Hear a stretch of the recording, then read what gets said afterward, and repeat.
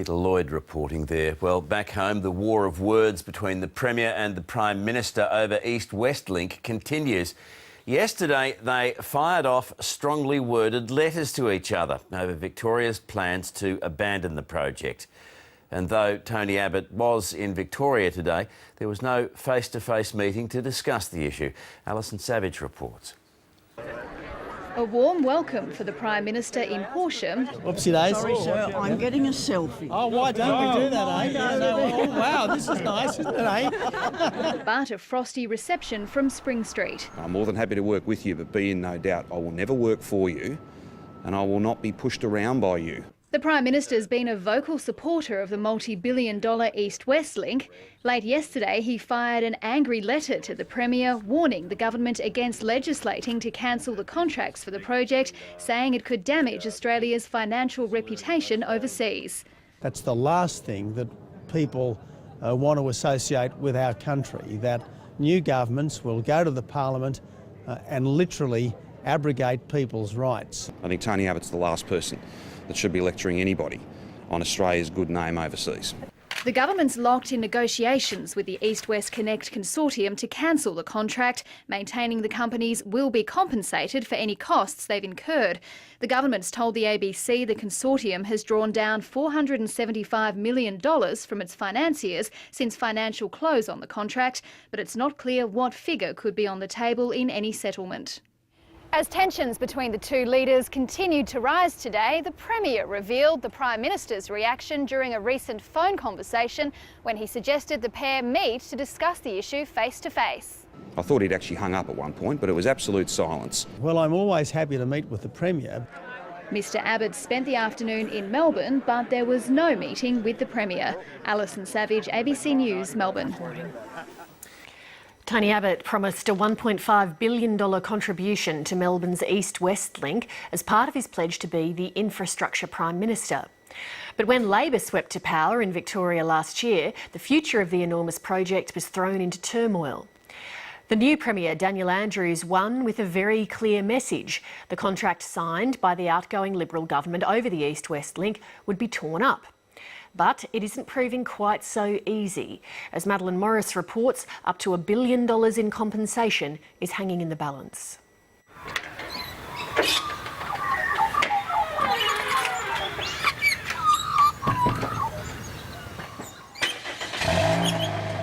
Every Sunday, Mary Fenelon makes the 30-minute trip from her new house in Melbourne's eastern suburbs to inner-city Collingwood, to the house she lived in for 13 years. Sad, always feel sad and a feeling of loss. I guess it's 9 weeks tomorrow since I moved out, and I had plenty of warning, but it doesn't matter. I kind of left something that was mine. It's always the same ritual. She checks the mail at her old house, then heads to Mass at the nearby church she's worshipped at for nearly 2 decades. Love you. I miss you too. Sorry I didn't get to see you. I'll come in during the week, I promise. We'll go out for coffee. This is the gospel of the Lord. Mary Fenelon has struggled to leave her old life behind since selling her house because the Victorian government was planning to build a massive freeway at her front door. They said I had 14 days to decide or they'd take the offer off the table. Well, I didn't have a choice because if I stayed, I would not ever be able to sell the house, so we stuck there. That was obviously rigged. Mary is one of hundreds of people who've had their lives turned upside down by Melbourne's East-West Link project. It was to be the biggest toll road project in Australia's history. This project will be a game-changing project for Melbourne and Victoria. It will decongest Melbourne.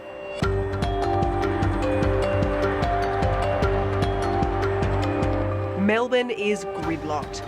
Roads and rail groan under the weight of an exploding population. The solution put forward by the former state coalition government was a 6-kilometre tunnel under the city, linking the Eastern Freeway to the sprawling western suburbs, the East-West Link.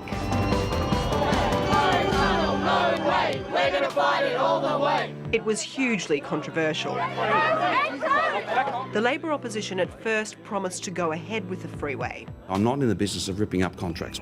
Then, just 3 months out from last November's state election, Labor changed its mind, vowing to abandon the project if it came to power.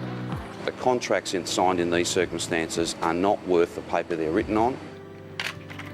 The coalition went ahead anyway and signed a $6.8 billion contract to build the road with a consortium led by the infrastructure giant Lend-Lease. I think both sides, both the NAPTHINE government and the Labor opposition, played a game of political brinkmanship over this project. And that's not a good way to determine major public policy investments. But the government didn't just sign a contract. The same day, it also signed a secret side letter guaranteeing the road builders compensation of more than $1 billion, even if a court ruled the contract was invalid. You couldn't think of a more treacherous act by the dying hand of a dying government. And effectively what they've done is consign Victorians to potentially hundreds of millions, if not billions of dollars of liability.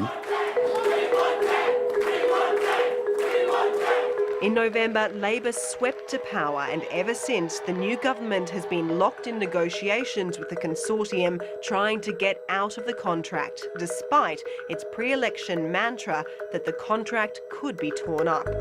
Before the election, Mr Andrews said the contract wasn't worth the paper it was written on and no compensation would be payable. That's patently not the case. Mr Andrews said whatever he had to say to get himself elected. Now he's dealing with a mess of his own making.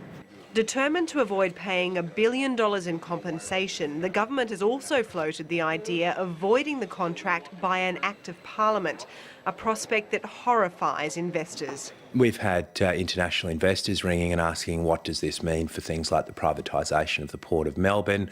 What does it mean for public-private partnerships elsewhere in the country? And one of the things I think it's very important that the Premier and the senior members of the Andrews government understand is that this is Victoria in the 21st century. It's not Argentina in the 80s. And late last night, the Prime Minister and the Premier upped the ante in an exchange of terse letters. Mr Abbott pleaded with Mr Andrews to build the East-West link, saying dumping the contract would harm Australia's reputation as a good place to do business. Mr Andrews retaliated that he, unlike the Prime Minister, he said, kept his election promises. Therefore, no road would be built. Today, the Premier was giving no ground. Premier, will you now acknowledge that when you went to the election saying that the contract wasn't worth the paper it was written on, that wasn't true? It turns out that it was, and now Victorians continue to be on the hook for hundreds of millions of dollars for a road that's not going to be built? No, I won't accept that, because what you've put to me is wrong. It was worth the paper it was written on, though, wasn't it? Well, you can assert that, but if you assert that, you are wrong. If only the previous government had accepted that they had no mandate to get on with this project, that it didn't stack up, that there's massive funding holes in this entire project. If they just waited a couple of weeks, then things would be much different.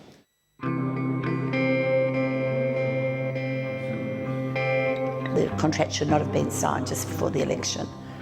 I think the money that's going into these Lend-Lease, etc., is just outrageous. They're getting all the rewards and I'm getting the loser.